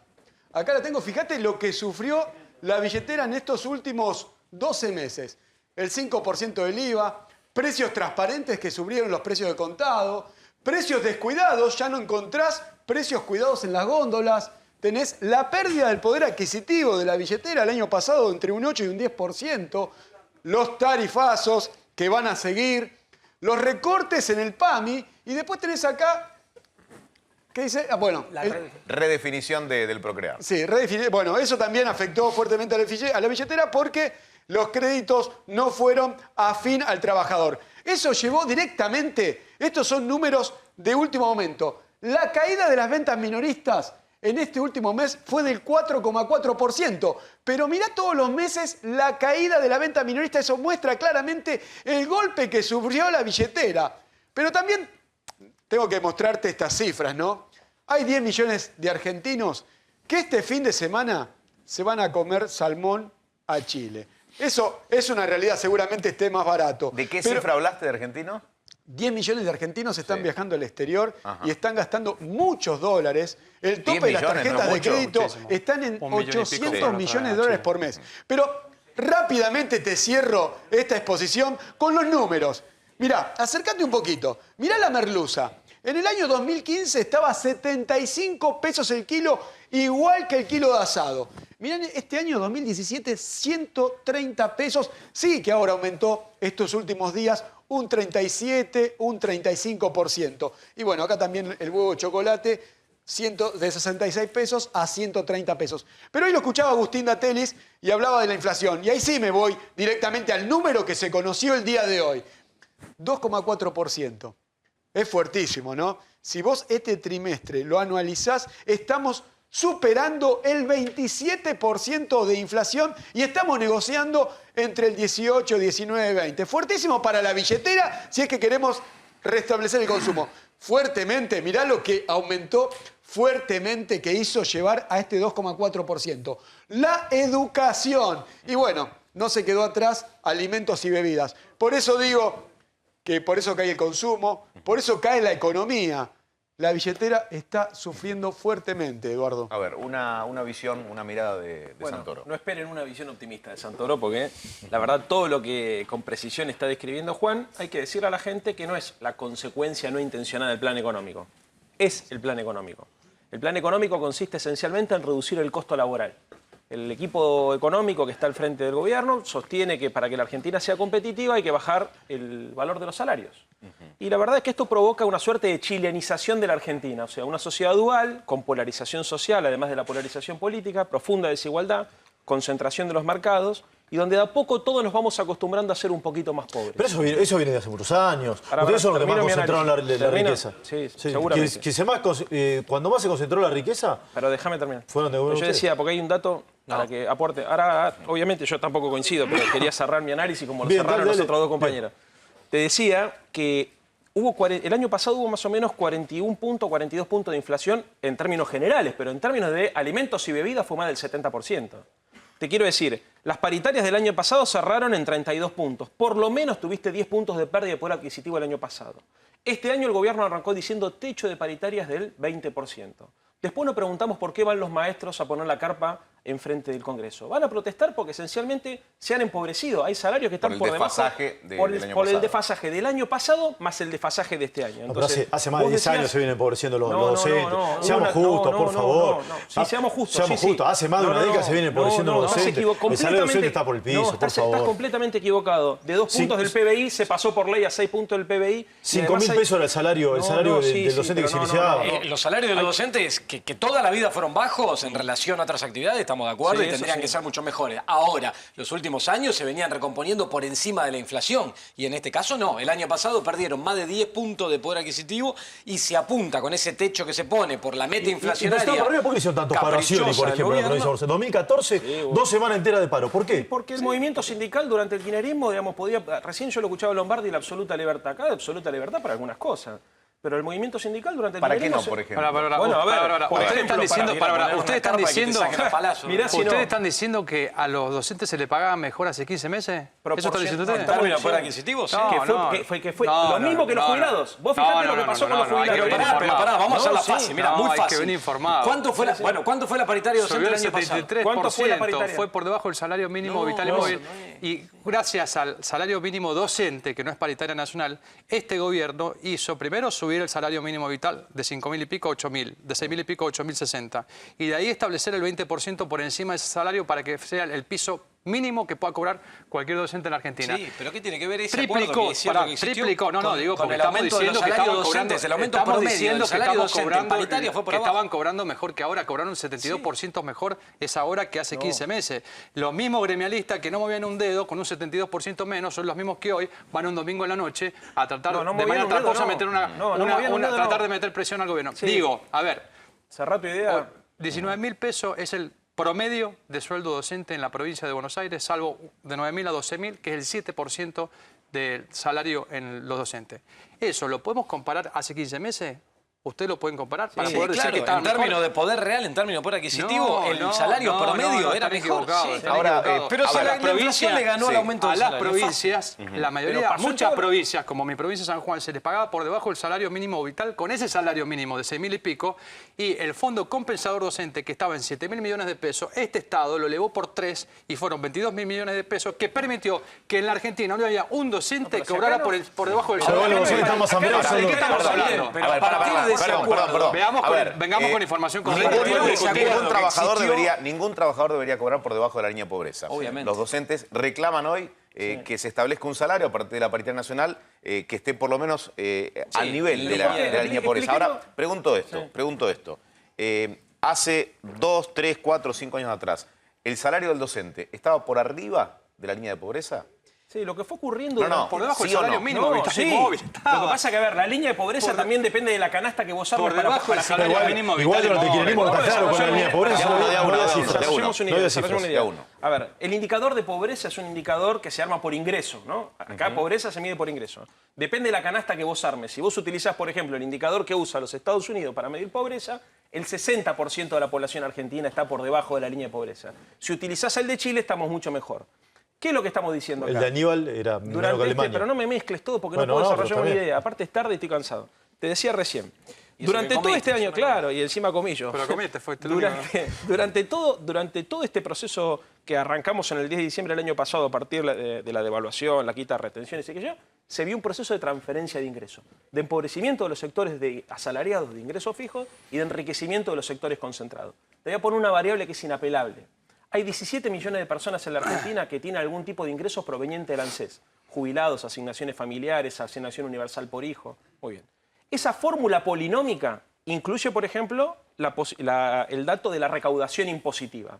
Los jubilados, los que cobran asignación universal por hijo, los trabajadores formales que cobran asignaciones familiares, más todos los otros que cobran algún tipo de pensión de ANSES, 17 millones de personas, cobraron por debajo de la inflación. ¿Le subió la asignación? Sí, le subió, pero perdieron poder adquisitivo. ¿Qué pasó durante el kirchnerismo? Casi todos los sectores, menos en el año 2014, que se recuperó en el año 2015, cerraron paritarias y hubo aumentos salariales, tanto de ANSES como de trabajadores formales de la economía, por encima de la inflación. ¿Los salarios docentes en la época del kirchnerismo eran ideales? No, no eran ideales. Las jubilaciones en la época del kirchnerismo eran ideales? No, no eran ideales. Ahora, ganaban en proporción a la inflación, fueron recuperando poder adquisitivo. ¿Qué ocurrió con el macrismo? Todo lo contrario, un efecto de distribución de la riqueza de abajo para arriba. Eduardo. No, la teoría la tenés, pero la práctica no te ayuda. Porque primero ustedes no medían la pobreza, no medían la inflación, escondían todas las cifras y por ende le mentían a la sociedad. Hoy por hoy tenés un INDEC que dice la verdad, te dice cuántos argentinos hay pobres y poniendo la pobreza arriba de la mesa, como ponen los principales problemas de este presidente, es que no da oportunidad a este gobierno salir a trabajar y a resolverlo, cosa que ustedes no lo hacían. No, pero no parece que Digo, están trabajando no, a resolverlo. bueno, Lo único que han hecho es aumentarlo. En los docentes. ¿Quieren un modelo educativo para los docentes? ¿Qué mejoró? A ver, ¿qué política concreta tomaron para mejorar? Vayan a la Ciudad de Buenos Aires, que hace 6 años que no se retrasa ni un día el inicio de clases. Hace 6 años que no hay paro, cuando los 2 primeros años habían más de 50 paros. Es el único distrito en la Argentina donde la matriz pública creció sobre la privada. Es el único distrito de la Argentina, Ciudad de Buenos Aires. Es el único distrito de la Argentina que hay 100% de cobertura en salas de 4 y de 5 años y que hay 80% en salas de 3. Díganme una provincia en Argentina que tenga similar situación con respecto a la educación. Una provincia en la Argentina que tenga la recaudación que tiene la Ciudad de Buenos Aires. No tiene nada que ver, es un modelo educativo. No tiene nada que ver porque la matrícula o crece o baja. No tiene absolutamente nada que ver. Es una chicana barata que la gente se da cuenta que es una chicana. No tiene nada que ver. Tenés una cantidad de recursos. No, porque vos tenés porcentaje. No estás hablando en porcentaje. ¿Qué porcentaje? O sea, mientras más sobran los recursos. ¿Qué hizo la Ciudad de Buenos Aires en este momento? Cuando encontró la ciudad Mauricio Macri, estaban todos los índices por debajo. Y fue el trabajo en equipo, a través del diálogo, muchos docentes que al principio estaban representados por gremialistas que no lo representaban y eran los que le hacían paro todas las veces. Bueno, fueron los que hace 6 años que están las cosas como tienen que ser. Ahí, entonces, digo, a ver, y insisto, como decía recién, no hay necesidad de creerle a algún político o algún funcionario de este gobierno por lo que dice, sino por lo que ya hicieron. Claro. Y es lo que ya está en la Ciudad de Buenos Aires. Yo te cuento y está el modelo concreto que se puede tocar. Yo te cuento lo que hicieron en la Ciudad de Buenos Aires. La Ciudad de Buenos Aires... Bueno, yo te pasé la cifra que vos sos de San Juan, yo soy de la Ciudad de Buenos Aires. ¿Qué tiene que ver? Bueno, te voy a contar un dato. Informado. Me imagino, pero yo te voy a decir algunos datos para que vos evalúes también. ¿Qué hizo en la Ciudad de Buenos Aires? Cuadriplicó la deuda externa. ¿A dónde? En la Ciudad de Buenos Aires, hermano, más de 2.000 millones de dólares. Macri cuadriplicó la deuda externa. Otra cosa. Yo no te interrumpí. Segundo dato. Gobernó con déficit fiscal. Durante casi 7 de los 8 años que estuvo Macri, gobernó con déficit fiscal. Tercer dato, un problema que también empeora la recesión económica. Aumentaron el ABL, le pegaron un impuestazo. Este año, ustedes se preguntan, ¿por qué hay inflación? Y señores, si por ejemplo los impuestos municipales y los impuestos provinciales aumentan 40 puntos, que es lo que está aumentando en la Ciudad de Buenos Aires, ¿cómo no querés que eso enfríe la economía? Y por último, hermano, respondeme esto nada más. Decime 2 o 3 medidas que hayan hecho que haya aplicado este gobierno para mejorar la situación concreta de la gente. Porque hasta ahora todas las decisiones macroeconómicas que tomaron modificando los instrumentos flexibles del Estado, la tasa de interés, el tipo de cambio, los aranceles, la apertura de las importaciones, la flexibilización, lo que se te ocurra fue en contra del asalariado, del trabajo, de la producción, del comercio. Por eso todos los indicadores, la construcción, la industria, el comercio minorista, el que se te ocurra se ha desplomado. ¿No vienen las inversiones a este país? No porque haya... No, que no me parece a mí. No le parece a nadie, pero esencialmente porque se caen en el mercado interno. Hoy tenés, perdóname, se derrumbó el consumo y la capacidad instalada de la industria está al 60%. Bueno, al 60%. No, pero discúlpame porque quiero lo último de cada uno para cerrar. Sí, yo escuchaba con sorpresa cuando arrancaste que hiciste una descripción, porque ahora decís no hay que creerle a un político, hay que mirar. Vos hiciste una descripción de la situación económica argentina que completamente fuera de la realidad. Completamente. Decías que la economía está creando empleo, que está creciendo, que se dejó atrás la inflación. ¿Pero qué dice el INDEC? No, mirá los datos del INDEC. El INDEC marcó 2,3% de caída en el PBI para el año 2016. 3 trimestres consecutivos de caída. 3.7 el segundo, 3.7 el tercero. No, mentira. Pero agarra los datos. La variación interanual, no sé cuál tomar. La variación, sí, te lo estoy diciendo en memoria. 3.7 el segundo trimestre, 3.7 el tercero, 2.5 el cuarto. Le pido a la gente que se mete en indec.gov.ar y que revise la serie de PBI. 3 trimestres consecutivos de caída en el PBI. Eso es recesión. ¿Sabés cuál fue? Pero discúlpame, porque recién dijiste algo. ¿Sabés cuál fue el componente del PBI, según el INDEC, que más cayó el año pasado? Inversión, 5,5% y el último trimestre 7,7%. ¿Por qué? Porque las inversiones no llegan. ¿Por qué no llegan? Porque no hay mercado, porque la economía se derrumba y porque nadie le cree nada y porque a este gobierno financiera que creyó que su sola presencia iba a garantizar las inversiones y además porque han armado la gran bicicleta financiera. Eduardo. Una postura respetable, por cierto, pero de una postura que le es mucho más cómodo del pasado que la Argentina ya salió. De la educación pasamos a otros temas, ellos pasaron a otros temas, podemos hablar de otros temas, pero también de la educación también teníamos muchísimo para hablar. Pero de otros temas, a ver, medidas, hoy tenés un repunte histórico, desde que se tiene registro en la historia de la Argentina, no había un repunte tan significativo como el del campo. Y nunca la Argentina creció sin el campo, y cada vez que creció lo hizo con el campo. Otra cosa, el hecho de las inversiones y el hecho de generar confianza permiten que hoy cualquier argentino, o por lo menos cada vez van a ser mucho más los argentinos, que puedan acceder a una vivienda digna a 30 años, un crédito hipotecario que hoy parece una cosa imposible, y parecía una cosa imposible, porque a pesar del punto de partida que tuvimos, de déficit por el cielo, inflación por el cielo, imposibilidad del crédito internacional, instituciones que no existían, mentiras que llegaban del gobierno, hoy tenemos un Estado saludable que se ha ganado el respeto a la sociedad diciéndole la verdad, diciéndole la sinceridad de cuáles son las problemáticas, que hay que trabajar fuerte y con las estadísticas que hoy no son cuestionadas por el kirchnerismo. Chequeado.com. La ciudad, cuando gobernó Macri, fue el único lugar de la Argentina donde la matrícula pública empezó a crecer. Chequeado.com da falso. ¿Cómo que da falso? Da falso. Chequeado.com. Bueno, chequeado.com es un sitio. Les agradezco mucho. Les agradezco mucho. Más allá del intercambio, gracias por haberse escuchado. Gracias, Eduardo, por haber venido. Leandro, gracias a ustedes. Seguimos en tercera posición. Y en este caso, para hablar de corrupción policial, para referirnos a un fallo de la Corte que determina un no rotundo a la sindicalización de las fuerzas policiales. Mira. El año pasado les dije que ser honesto no es solo no robar, es decir la verdad. La transparencia no se declama, se ejerce. Por eso estamos peleando contra las mafias. Le debemos a la historia de la provincia recuperar este valor fundamental para la política. Mi declaración jurada, la de todos mis funcionarios, la de los jefes policiales hasta nivel de subcomisario y la de los miembros del sistema penitenciario con responsabilidad son públicas. Valoro, respeto y destaco a cada policía que ofrece su vida para proteger la nuestra. Pero tengo que decir que todavía, después de muchos años, hay sectores que son parte de un sistema de corrupción y tenemos que separarlos. Ya apartamos a más de 3.700 miembros de la fuerza y hay 311 detenidos por nuestras propias investigaciones. No se trata de una purga, no se confundan. Nuestra decisión política es transformar un sistema corrupto, cueste lo que cueste, lleve el tiempo que lleve y hasta el último día de mandato.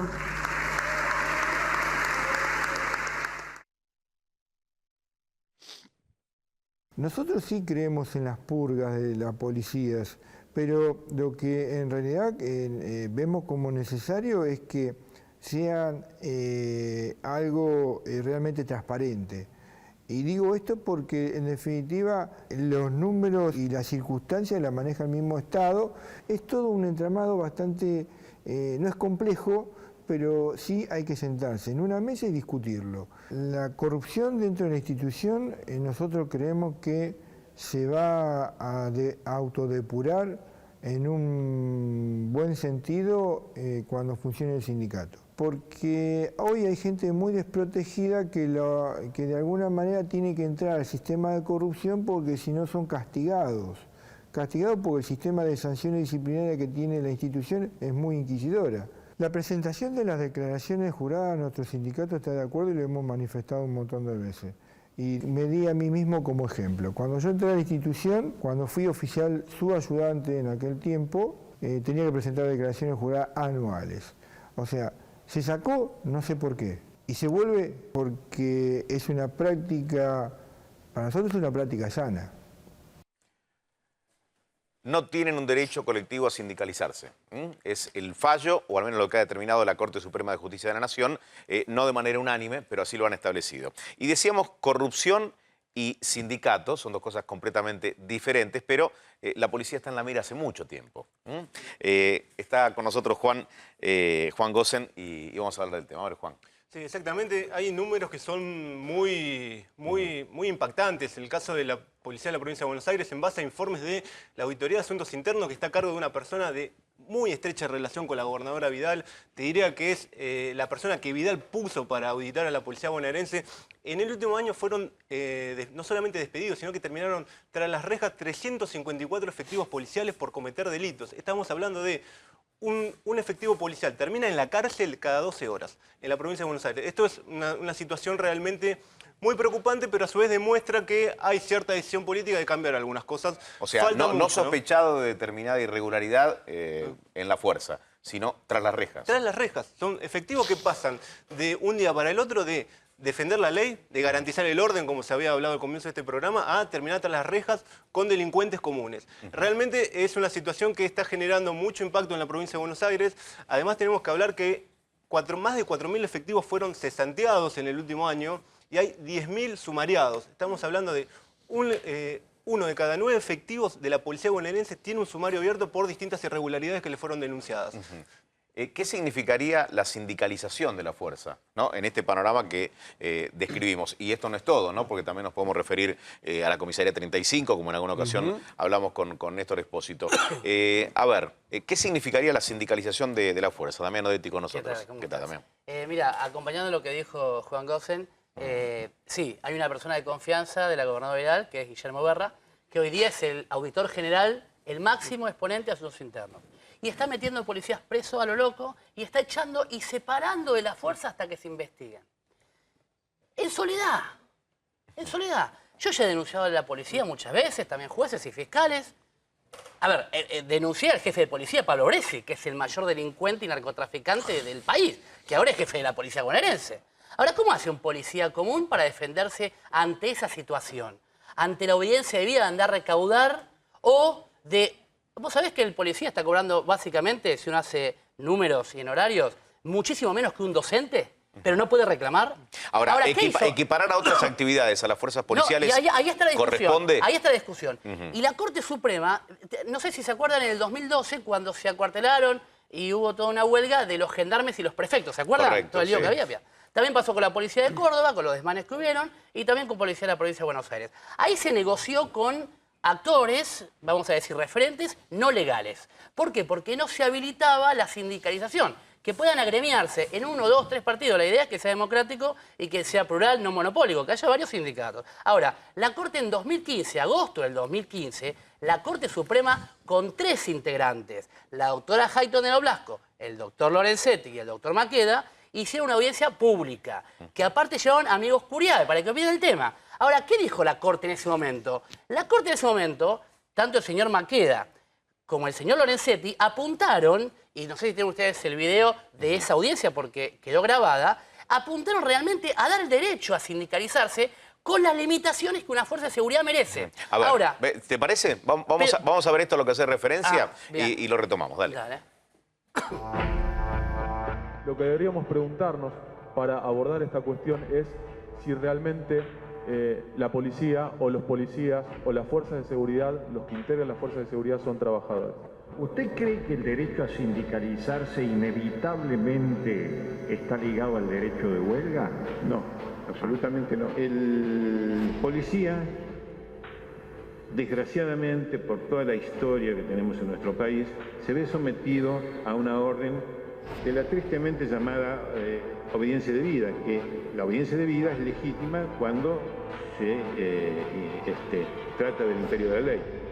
Es ilegítima cuando se viola la ley, porque la idea sobre este tema es que el que maneja una determinada comisaría, por ejemplo, puede ascender en la medida en que no lleve problemas a la superioridad. Es público y notorio que de las recaudaciones suben a través de un mecanismo espurio, ilegal, para sustentar las apetencias de ciertos funcionarios que tienen poder sobre el tema.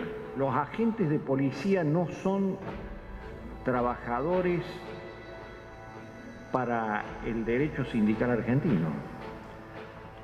Son por supuesto que son trabajadores.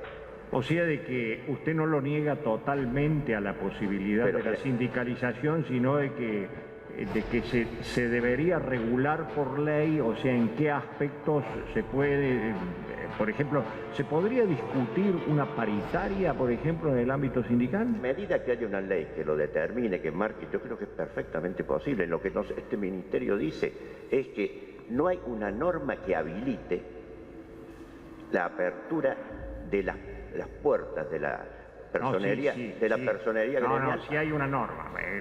Usted se está refiriendo al tema legal. O sea, está la Constitución Nacional que lo permite y los convenios internacionales, ¿no? Hay Concretamente, no está diciendo que no hay un derecho, sino que debe ser regulado por ley. ¿Es así? Exactamente. Bueno, ¿y por qué no lo regulan por ley? ¿Por qué no hay una proposición y llegamos a un... Allí decía, ¿no? ¿Por qué no lo regulan por ley? Ahora, ¿qué pasó ahí? Fíjate, ahora hay 5 ministros de la Corte Suprema. Sí. 5. Vinieron 2 nuevos con el nuevo gobierno. Y fíjate, hubo un voto disidente, sí es discutido el tema. Y ahora te voy a mencionar algunas cuestiones que se confunden, como confunde la Corte. La Corte confunde el derecho a huelga con el derecho a agremiarse. Son 2 cosas distintas. Es decir, vos, obviamente, como con los maestros, como con los médicos, como los bomberos, como el agua potable, la luz eléctrica, no podés cortar el servicio automáticamente. Eso es huelga. Ahora, sindicalizarse para poder reclamar en conjunto y que no sea sancionado, eso es agremiarse que no tiene nada que ver. Ahora, reclamar significa en algún momento quizás ir a la huelga. Bueno, perdón. Una cosa es huelga, que es no ir a trabajar y dejar las calles vacías. Otra cosa es manifestarse. Y fue clarito el doctor Maqueda y dijo, como en este caso en particular las fuerzas de seguridad están armadas, lo que no se puede permitir, habría que prohibir en la legislación, es que vayan armados a la huelga. Ahora, fíjate, no hay ninguna ley infraconstitucional que prohíbe en la provincia de Buenos Aires agremiarse. ¿Pero qué hizo Lorenzetti? Y esa es la bronca que me da. El presidente de la Corte Suprema, como vimos en el video, él estaba obviamente que inclinado a decir que sí al derecho de huelga, pero con limitaciones, porque corresponde. Que se regule. Que se regule. Ahora, ¿qué hizo? Claro, empezó a recibir denuncias, empezó a estar flojeando y ahora le está clavando un puñal al Estado, en definitiva nacional y provincial, pero se está metiendo en la provincia, porque él no puede analizar las leyes de la provincia cuando la ley de la provincia de Buenos Aires no prohíbe que se sindicalicen. Pero esto es peor todavía. ¿Sabes lo que usó Lorenzetti y la mayoría, que es Jaito de Noblasco y el otro juez nuevo, para sostener básicamente la posición de que está prohibido agremiarse? Usó la Convención Constituyente del año 57, o sea, la Convención de la Dictadura Militar. O sea, el diálogo constituyente previo a la Constitución del 57, que fue bajo la dictadura militar, eso es lo que utilizó él como argumento. Y volvió a ocurrir lo que ocurrió en otros fallos recientes. 2 convencionales constituyentes de la reforma de 1994, Rosati y Maqueda, volvieron a votar en este caso y además votaron en disidencia. El voto de Maqueda dice exactamente esto, que pueden sindicalizarse, que lo único que no pueden es hacer una huelga. El hecho de hacer una huelga implica que las fuerzas de seguridad no esta, sino todas. El fallo se refiere a la policía bonaerense, pero proyecta su alcance a todas las fuerzas. Gendarmería, prefectura, policía federal. Ninguna fuerza va a poder sindicalizarse de acá a futuro porque es cosa jugada de la Corte, que tiene la costumbre de vuelta a vuelta cambiar su criterio. Y en este momento de la fuerza, ¿cómo cae este no a la sindicalización? Mira, primero y principal, lo que dijo acá el doctor está perfecto. Ahora, lo que dice la Constitución dice, si se regula por ley no hay ningún problema. Lo que la Corte dijo es, no está regulado, un mamarracho. Pero se puede hacer una ley que lo regule. Ahora, ¿qué pasa en la fuerza hoy en día? Todos los policías que nos están viendo, no los de alta jerarquía, los que recién entran a la fuerza. O sea, si se niegan a cumplir una orden que no corresponde con la ley, ¿dónde denuncian? Porque, aparte del decreto 1050 del 2009, de la época de Scioli, le impedía, en definitiva, a los funcionarios policiales no solamente manifestarse, quejarse ante las autoridades. Si no eran sancionados, o te trasladan a 500 kilómetros de tu casa. Sí. A ver, Juan. No, ahí en la audiencia se ve claramente donde hablan de la recaudación ilegal. Actualmente en la provincia de Buenos Aires, en La Plata, hay 9 comisarios que fueron separados el año pasado, luego también de un allanamiento que hizo Asuntos Internos, que fueron a la cárcel, después fueron liberados y ahora la Corte Suprema de Justicia de la provincia de Buenos Aires tienen que definir si vuelven a estar presos. Ahora bien, es muy probable que en las próximas horas o en los próximos días haya importantes novedades porque hay un alto miembro de la cúpula de la policía bonaerense, más precisamente Grasso, que podría tener muchos problemas porque Asuntos Internos le tomó declaración, en base a su testimonio van a hacer una serie de pericias, van a hacer una serie de investigaciones y podrían llegar hasta el mismísimo jefe de la policía bonaerense, que es Pablo Greci. Bien, Juan, y pasamos a otro. A propósito de esto, en las próximas horas, un grupo de oficiales de alta graduación, de muy alta graduación de la comisaría 35, van a ser procesados por haberle cobrado coimas a trapitos, a restaurante para protección, de policías adicionales. Hay 2 prófugos, 2 comisarios prófugos y ojo, porque la investigación sigue hacia arriba. Perdón, lo último. Autogobierno de la policía hay que limitarlo. Evidentemente el gobierno provincial está teniendo una lucha ardua, pero lenta, porque hay 90.000 personas que están acostumbradas a un sistema durante los últimos no sé cuántos años. Ahora, es una lucha que antes no se había dado. Eso no se había dado, pero peor todavía. Vos fijate un antecedente de Lorenzetti. Conformó hace 1 año y medio, 2 años, un comité de especialistas, de jueces federales para luchar contra el narcotráfico. ¿Sabés quién era el futuro presidente de esa comisión? El juez Reynoso, de Salta, que ahora está preso por narcotraficante. ¿Te das cuenta que, fallan en contra de la sociedad? O sea, lo que busca la sociedad es que un policía... vamos a decir una cosa, no solamente sindicalizarse es hacer huelga o reclamar por salario, es también capacitación. ¿Cuántas veces vemos que los patrulleros vuelcan solo? ¿Cuántas veces vemos que disparan a mansalva y matan a cualquiera? La capacitación es lo que piensa el funcionario policial, lo que quiere, porque después, ¿qué hacen? Lo meten preso cuando se manda una macana. Ya volvemos, porque tenemos información ahora aquí en A24.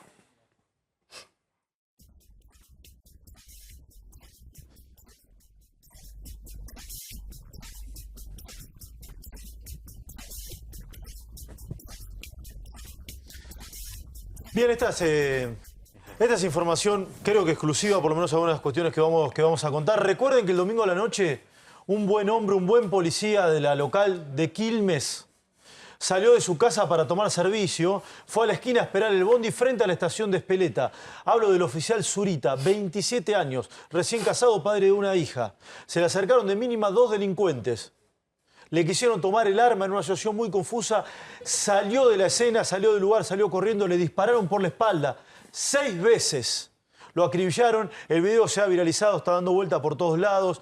El policía lamentablemente murió dentro de un supermercado en la zona de Espeleta. Estamos viendo la imagen del oficial José Zurita, de su hija, de su esposa. El que lo mató, o que se cree quien le disparó, se llama Cristian Agustín Flores Michel. Es el principal sospechoso. ¿Sabe dónde lo detuvieron, Eduardo? ¿Dónde? En la cárcel. ¿Cómo? Sí. ¿Pero cómo en la cárcel? Lo detuvieron en la cárcel. Cristian Agustín Flores Michel estaba con salidas transitorias, estaba alojado en el pabellón 8, celda 8 de la unidad 42 de Varela. O sea, mató y volvió a la cárcel. Purgaba una condena por 7 años y medio por robo agravado. El juzgado de ejecución penal número 2 de Quilmes le dio las salidas transitorias. Salió aparentemente cree el fiscal que está siguiendo el caso. Se juntó con un viejo grupo de amigos. Entre ellos usó el auto de su suegro, que está preso, y fue a robar. En el momento se encontraron con este policía con Zurita y lo mataron solamente por usar el traje de azul, en este caso de celeste, porque era policía de la local. De la fuerza local. De la fuerza local. De la fuerza local. Un policía que sale corriendo, y aquí quiero meterme un poco en la desprotección, ¿no? A veces. Pero no perdón, sé si hablando de eso, fíjate.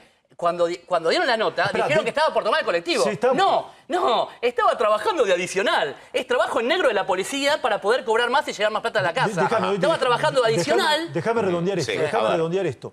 Lo detienen en el calabozo. Se va el domingo, consuma, que era el fiscal, el crimen, vuelve a la cárcel, a la unidad de Varela número 42. Y el lunes lo estaban esperando los guardiacárceles y la policía bonaerense para decir, usted fue el que le disparó. Lo detuvieron. Por lo menos se cree que hay 3 prófugos. Hay un auto secuestrado. ¿Sabe de quién es el auto? Se cree del suegro de este hombre, Cristian Agustín Flores Michel. Gracias, Juan, por haber venido. Está bien, lo mismo. Gracias a todo el equipo. Esto fue Tercera Posición, el programa de Rolando Graña. Mañana, 22:15, aquí estamos con vos.